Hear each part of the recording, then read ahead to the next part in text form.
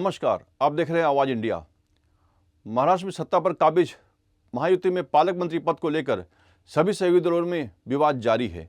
जारी विवाद को लेकर शिवसेना नेता संजय राउत ने बयान देते हुए कहा कि मुख्यमंत्री देवेंद्र फडणवीस दावोस विदेश दौरे पर जाने से पहले महाराष्ट्र के अलग अलग पालक मंत्री के पदों को घोषित कर रवाना हो चुके हैं, लेकिन पालक मंत्री घोषित किए जाने के बाद भी महायुति के नेताओं में बड़े पैमाने पर युद्ध जारी है। मामला इतना बढ़ता दिख रहा है कि युति के एक नाराज नेता ने रास्ता रोको आंदोलन तक कर दिया है। वहीं संजय राउत ने महायुति में बहुमत होने के बावजूद आपसी विवाद और झगड़े सहित एकनाथ शिंदे की नाराजगी को लेकर निशाना साधा है। आश्चर्य आहे, आधी शपथविधी होत नव्हता मंत्रिमंडळाचा, आधी मुख्यमंत्रीपदी कोण हे ठरत नव्हतं, मग एक मुख्यमंत्री दोन उपमुख्यमंत्र्यांच्या शपथविधीनंतर बराच काळानं मंत्रिमंडळ स्थापन झालं। मंत्रिमंडळ एकदा कसं बस शपथ घेतल्यावरती खातेवाटपाला विलंब झाला। आता खातेवाटप होऊन एक कालखंड लोटला तर जिल्ह्याचे पालकमंत्री ठरत नाहीत। पालकमंत्री घोषित केले मुख्यमंत्र्यांनी परदेशात जाण्याआधी, तर त्याच्यामध्ये आपापसात धुसफूस सुरू आहे, आगे लागलेले आहेत आपापसात। म्हणजे एका मंत्र्याने तर रायगड जिल्ह्यामध्ये रस्ता रोको केला, धमक्या दिल्या।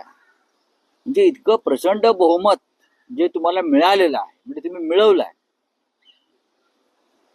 हे बहुमत खरं बहुमत नाही असं आम्ही जे म्हणतोय, आणि त्या बहुमताचा तुम्ही अनादर करताय। स्वतः भारतीय जनता पक्षाकडे पुरेसं बहुमत आहे, त्यांच्या इतर दोन मित्र पक्षांची ताकद चांगली आहे। 220-25च्या वर यांच्याकडे बहुमत असताना हे मंत्रीपद पालकमंत्रीपद देतात आणि स्थगिती देतात। नक्की आपापसात त्यांच्या खून आणि मारामाऱ्याच व्हायच्या बाकी आहेत कॅबिनेटमध्ये।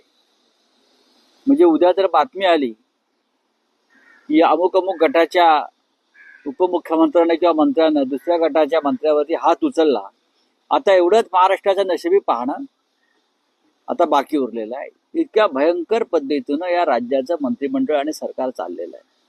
आमचे एक डेप्युटी सीएम आहेत ठाण्याचे, ते त्यांना राग येतो आणि ते गावाला जाऊन बसतात। पहाटे जातात, दिवसा जातात, दुपारी जातात, ते त्यांच्या गावात जाऊन बसतात। सरकार कोणी चालवायचं? मग हा महाराष्ट्र तुमच्या राग लोभ रुसवे फुगवे यानुसार चालणार आहे का? लोकांचे प्रश्न आहेत तिकडे, या राज्याच्या समस्या आहेत। तुमचे राग लोक तुम्ही तुमच्या वाशी ठेवा, पण तुमच्या हातामध्ये या सत्ता आहे, या सत्तेचा नीट तुम्ही राज्याच्या हितासाठी वापर करा। पण रोज तुमचे राग लोभ रुसवे मारामाऱ्या अडवणूक स्थगिती हे केव्हा तरी बंद व्हायला पाहिजे। हे यासाठी होत आहे कारण विजयाच्या धक्क्यातून हे सरकार अद्याप सावरलेलं नाहीये। एवढा मोठा विजय जो मिळालाय त्यांना तो पचवता येत नाही, किंवा विजय कसा मिळाला या भ्रमात आणि या धक्क्यात सगळे आहेत, आणि अद्याप हे लोक सावरलेले नाही।